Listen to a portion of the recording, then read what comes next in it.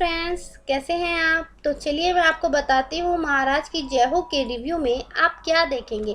आप देखेंगे कि संजय जो है अपनी सोनिया से मिलने आता है, तभी वहाँ पे सूर्यभान आ जाता है और उन दोनों को डांटता नहीं है और कहता है कि तुम दोनों विवाह कर लो और मुझे तुम दोनों की जोड़ी बहुत अच्छी लगती है। ये सुनकर दोनों शॉक हो जाते हैं और संजय कहता है महाराज ये आप क्या कह रहे हो। तभी वो उससे कहता है कि महाराज मत कहो, मैं तुम्हारा पिताश्री हूँ। ये सुनकर दोनों खुश हो जाते हैं। सूर्यभान वहाँ से चला जाता है और अपने सेनापति से कहता है तुम्हें पता है मेरी बेटी जो है एक आवारा कुत्ते के साथ मिलने लगी थी, तो मैंने उसे बहुत समझाया, उसने उसे नहीं छोड़ा, लेकिन अब मैंने सोचा क्यों ना उसे आवारा कुत्ते के पास ही छोड़ दूँ, हो सकता है वो उसे खुद छोड़ दे। तभी वो कहता है कि महाराज वाह कितना अच्छा आइडिया निकाला है। उधर दिखाते हैं कि जो सोनिया और संजय में थोड़ा सा फाइट सी हो जाती है, क्योंकि संजय जो है उसके पिताश्री को कुछ कुछ बोलने लगता है, सोनिया बर्दाश्त नहीं कर पाती है। उधर दिखाते हैं कि धृतराष्ट्र जो है वो बैठा हुआ होता है, शकुनी का तभी पत्र आता है, उसे किसी ने किडनैप कर लिया है, कुछ मुद्रा दोगे तो वो छोड़ेंगे, लेकिन धृतराष्ट्र मना कर देता है। गंधारी को इस बारे में कुछ पता नहीं होता है।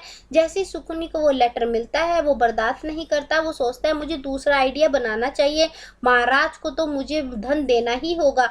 उधर दिखाते हैं कि तभी वहाँ पे सूर्यभान आता है धृतराष्ट्र के पास और धृतराष्ट्र कहते हैं कि आपने आज बहुत अच्छा भोजन बनाया है, अभी हम इसे टेस्ट करेंगे। तभी वो कहता है हाँ हाँ आज हमारे मतलब गंधारी ने नहीं बनाया है, आज हमारे बावर्ची इन्होंने बनाया है जो खाना बनाते हैं। तभी वो बहुत ज़्यादा खुश हो जाता है। सूर्यभान सोचता है आज तो गंधारी के हाथ का खाना नहीं खाना पड़ेगा। तभी वहाँ पे संजय और सोनिया भी बैठी हुई होती है, तभी उनका रिश्ता पक्का कर दिया जाता है।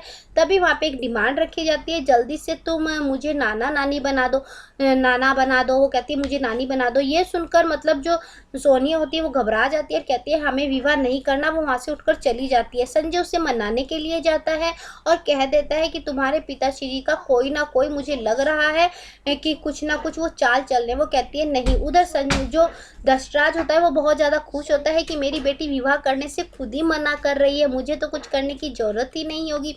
तभी वो घर आता है और देखता है कि दोनों विवाह कर रहे हैं और उनका विवाह कोई और नहीं जो साइंटिस्ट है वो जेंट्स रूप में आ जाता है और वो पंडित बनकर करा रहा है। ये देखकर सूर्यभान को चक्कर आ जाता है। तभी वो कहती है कि संजय कहीं हमने ज़्यादा तो नहीं कर दिया, पिताश्री को कुछ हो तो नहीं जाएगा। वो कह रहे नहीं थोड़ी सी शादी बची है वो भी कर लेते हैं।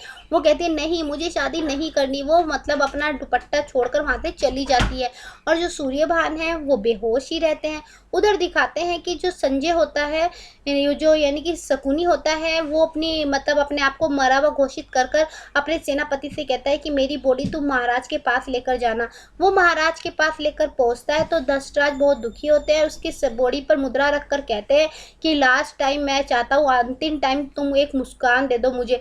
तभी वो जीवित हो जाता है। ये देखकर जो धृतराष्ट्र है वो बहुत ज़्यादा गुस्से में हो जाता है, मैंने ऐसा क्यों बोला था, ये दोबारा जीवित क्यों हो गया। लेकिन वो नहीं जानते वो तो मरा ही हुआ ही नहीं था, उसने तो एक्टिंग की थी। वहीं पे एपिसोड खत्म हो जाता है। आगे की जानकारी लेने के लिए आपको मेरे चैनल पर बने रहना है। लाइक कीजिए, कमेंट कीजिए, सब्सक्राइब कीजिए।